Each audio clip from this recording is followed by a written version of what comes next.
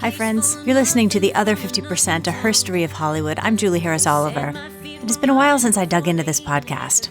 I did a couple of interviews in 2022 and one in 2021, but for the most part, I've been pretty quiet here. And a lot has happened that I want to share with you. First of all, I don't know that I've ever talked much about my day jobs while doing this podcast. There were a couple of glorious years where this was my day job, but for the rest of the last 20-something years that I've been working in and around Hollywood, I worked first as an auditor at Disney and then as a production finance executive at HBO for several years and briefly at the Weinstein Company, and then at entertainment payroll companies for a good 13 years. And toward the end of those payroll years, I started this podcast. If you were a listener in those early days, I started in 2016, you heard me exploring what it was to be a woman in this business, figuring out that there is systemic gender oppression, that it wasn't about us needing to try harder and take more leadership classes. It is baked into the system. And I met and talked to you, and you heard so many incredible women doing amazing work. Like, seriously, if you are still underestimating women, I don't even know what to tell you. And then it quickly became obvious that you can't uncouple sexism from all the other isms: racism, LGBTQIA plus discrimination, disability discrimination, all the things. If we just focus on women, most likely that's mostly going to benefit white women and still leave women of color behind. As Leela Watson said, if you have come here to help me, you are wasting your time. But if you have come because your liberation is bound up with mine, then let's work together. If you've been listening for a while, you've heard me learning out loud. Awkwardly, embarrassingly, cringingly. I mean, I have several podcasts out in the world where I say that Louis C.K. will be my next husband. Yeah, we don't always know what we don't know. You've heard me asking the questions.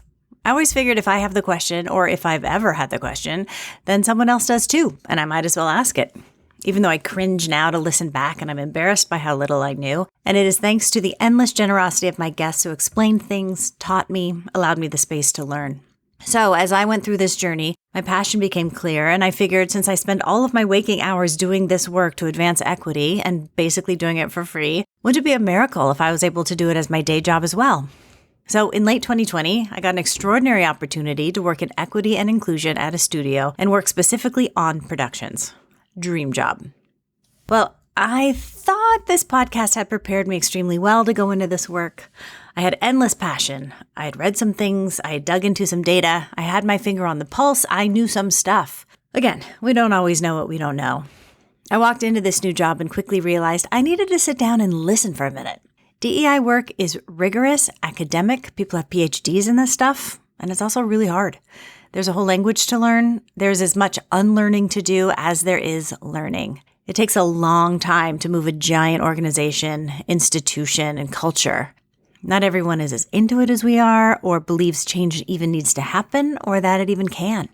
So I shut up. I listened. It was as thrilling as it was uncomfortable.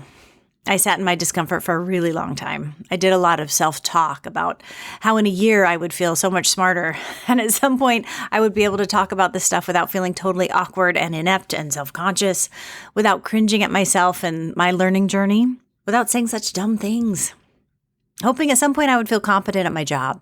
I mean, I used to lead people in teams and I felt totally confident and like I knew what I was talking about. I wish I could tell you all of that came to pass, but I am still sitting in the discomfort.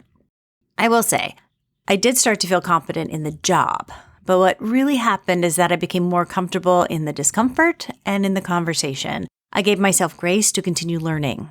That you can't just suddenly know all the things that you need to know the way you might be able to in other fields. There's no mastering the subject. Come to think of it, is that a phrase we should still use? Mastering anything? How about becoming an expert? It's continuous inner work along with the outer work.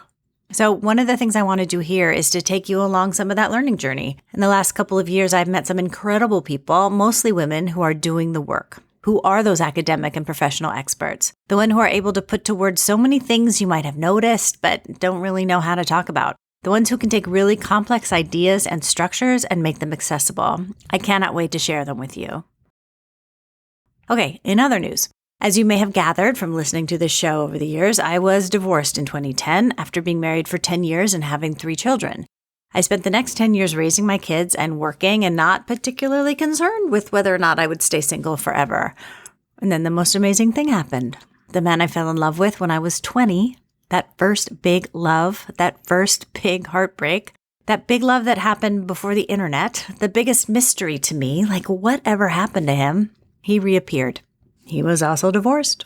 We still loved each other, and we had somehow grown in the same direction, although not in the same location. He lives in a different state with his children, and as crazy as it might sound, we got married.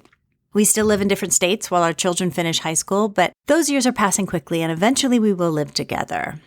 In the meantime, we see each other often, we're having a great time traveling, and it's actually a wild story in the sliding doors, misconnections, past each other on the street sort of way. Everyone we've told it to has told us to write the script, so we're working on telling it in some kind of way. Stay tuned for that. In the meantime, I changed my name and I added his to the end of mine, which these days feels very patriarchal to me, but hear me out. I never wanted to change my name in the first place, but for some reason it was very important to my first husband, so I did. Dropping my middle name, moving my last name to be my middle name. And then I had this platform and I felt weird about dropping Walker professionally, not to mention it's a logistical nightmare and it's my kid's last name. But I'm certainly not going to hang on to that name when I'm married to my current husband, and of the 3 last names on the table, I liked his the best. So I'm doing a mid to late career name change, and I hope people can still figure out who I am, and it doesn't erase my work of the last 20 years. And since this falls into the category of problems men just don't have, I'm going to stamp it patriarchy and just move on. So please call me Julie Harris Oliver going forward. And if you happily took your husband's name or didn't, no judgment here, even though I'm clearly still wrestling with it, the overriding value here is the freedom of choice in all things. Now, speaking of names and branding, do I need to rename the show? When I started this in 2016, it was for the purpose of focusing on women, who make up roughly 50% of the population, if not a little more. And the name was in reaction to women being referred to as a minority, which is not accurate, but is used to justify or explain or describe a real power deficit when compared to men. But it feels like we've moved a bit beyond that now. For one, about 1 to 2% of adults are non-binary. That number grows to 5% for people under 30. And then when you look at the global majority of people of color, it's like 85%. And I'm not looking for the title that includes everyone except straight white cis men, because we need them to be part of this journey forward. I still think it's true that it's on men to fix sexism, and it's on white people to fix racism. So white men, there's a lot of work you still need to do, so get in here. So although I don't relish a rebrand, I'm pondering it. Let me know if you have any thoughts or ideas about that. In the meantime, here's what's coming in the near future. First, I'm going to do a series with some of those experts I was telling you about. Experts in DEI work, in racial equity, in anti-racism, maybe in gender, disability. We'll see. Let's all get on the same page and then we'll see where we go from there. The show has always been a mix of mission and entertainment, and I hope you'll come along as we dig into mission for a bit. Also, I'm still hosting the Catch a Break podcast, where we talk to all kinds of film professionals about breaking into and navigating this business. We're producing a very cool season this year, and I will tell you more as soon as I can. But if you haven't heard that one, go catch up on the last 3 seasons and share it with all the insiders you know, and especially people trying to get in and establish themselves. As for me and my day job, I was part of the recent mass layoffs that swept entertainment recently, especially DEI departments. So I put together a consulting package to help bring equity and inclusion to film and television productions. If you want to do this work, you're not sure how, I can help. It's not as hard as you imagine, and sometimes it might be. But there are some very simple and impactful steps that you can take. The built landscape that advantages some and disadvantages others is not always easy even to see, let alone fix. But let's commit to doing this work together. So, I'm back. I've missed you. I've missed this. This is my favorite thing to do. I'm looking forward to see how it all unfolds. For now, this is The Other 50%, a history of Hollywood, and I'm Julie Harris Oliver. You can find me at theother50%.com, all spelled out, or at julieharrisoliver.com, or email me at theother50%@gmail.com. Oh, and the other thing that happened over the last couple of years is now you got to be on TikTok. It's not enough to advertise on Facebook, so if you would be so kind, if you are on TikTok, please go and follow me so that I can build audience over there. Special thanks to Jay Rowe, Danny Rosner, and Allison McQuaid for the music. Find us on all the podcast places and all the social media. Thanks for listening. See you next time.